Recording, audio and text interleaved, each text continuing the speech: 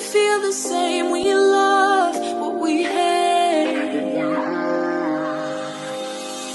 We lie, but we know we can't water.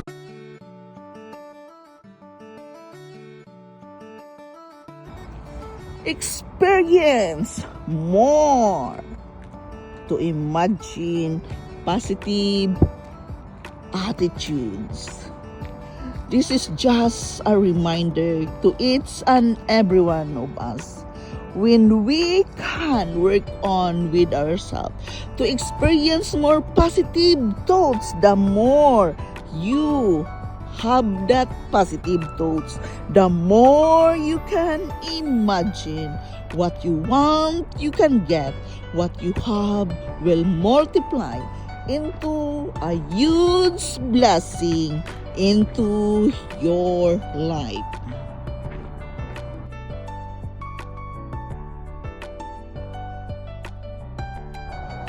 Understand that earthly pleasure are temporary. Yes, it's nice to have pleasure on this earth as long as we live. But always understand that earthly pleasure is temporary. But if you love God, if you believe in God, that He's working in your life, trusting, obeying, and believing in Him, you have a heavenly pleasure that can take you to an everlasting life with God.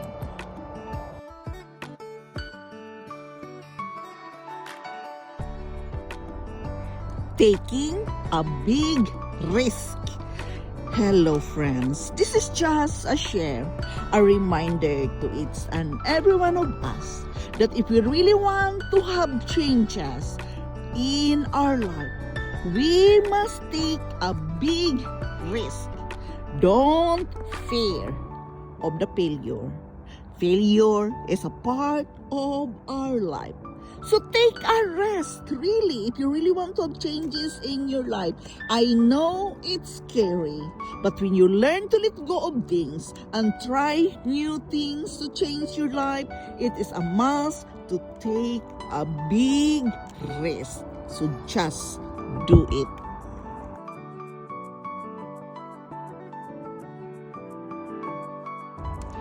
Make a learning a lifelong habit. This is just a share, a reminder to each and every one of us. Make learning a lifelong habit is very important because life process is a learning process every day.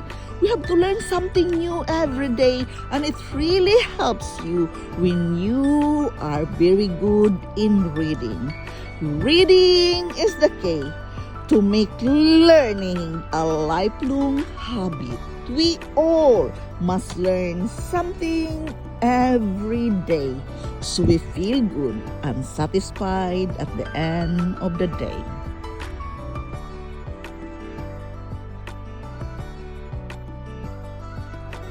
Manage your regrets.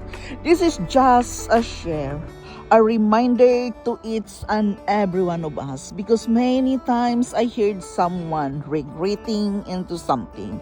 Try to manage your regrets. All of us will inevitably experience some regrets in life. It just comes with the territory of being human. Deal with your actions. Deal and accept what is happening. Try to manage your regret so you can have control with your feelings and emotions and have a positive attitude towards it.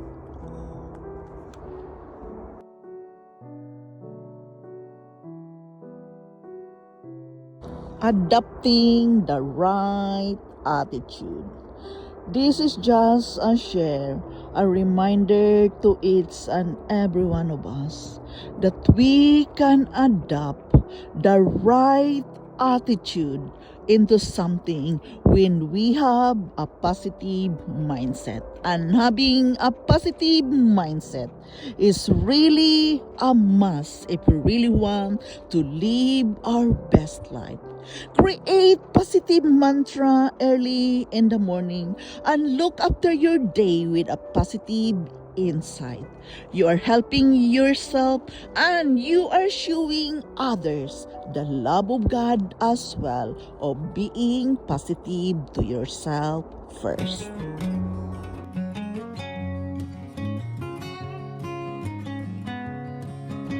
Let the Holy Spirit guide you to a point in the right direction when you are lost. Communicate with God. As you do, the Holy Spirit will always guide you to the right direction in your life. So don't worry when you are lost, because when you believe in God, the Holy Spirit will be directing your path. He will direct you to the right direction when you are lost.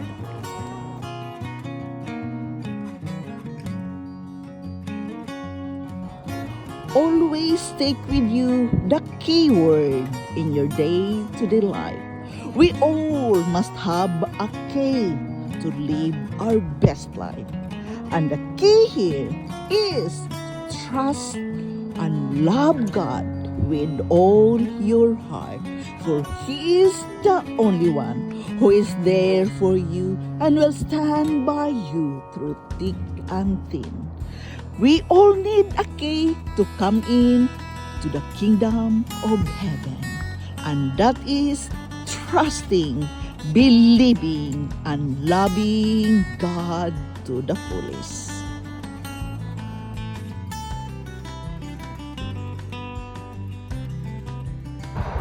God is worthy of our praise. Hello, friends. This is just a share, a reminder to each and every one of us that God died in the cross for our sins. He saved us. Therefore, God is worthy of our praise. Every day, say thank you to Him for the many blessings He has given into your life. You are not alone. God loves you, and God is always taking care of you. Bear this in mind. God is worthy of our daily praise.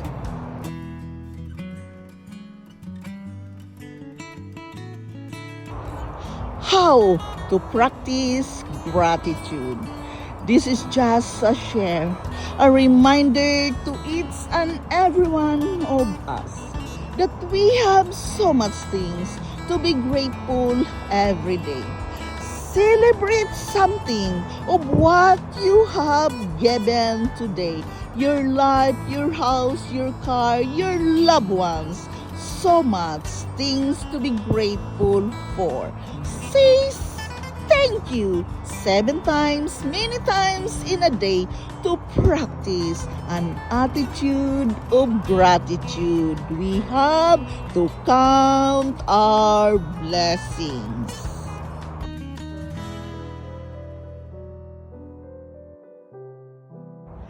Remember that our thinking, the right thoughts, is the key to our own happiness. This is just a share, a reminder to each and every one of us that you have a choice to make. If you really want to be happy, be aware of your own thoughts every day. Don't let the negative thoughts come into your life. Think that our own thinking, the right thoughts, is the key to our happiness. So think your own well-being so you will feel happy. Choose the happy thoughts.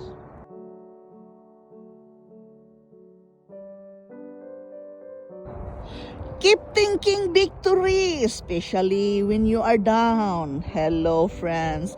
This is just a share, a reminder to each and every one of us. Each and every one of us can be feeling down every now and then. And it's normal. It is a part of our life journey. But don't worry about that. Keep thinking victory. Don't let the negativity attack you. Conquer it with victorious mindset. Choose positive mindset. Victorious mindset can really help you not to think defeat.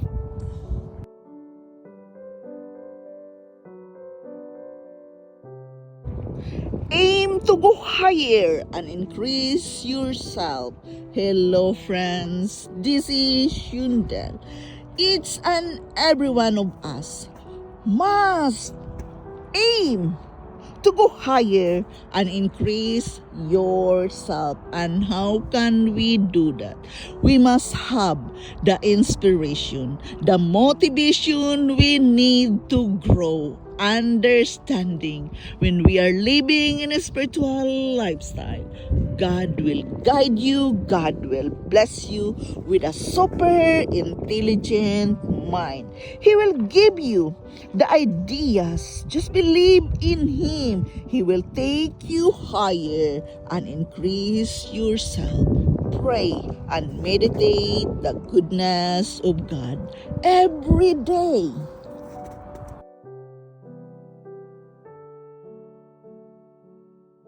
Like we feel the same. We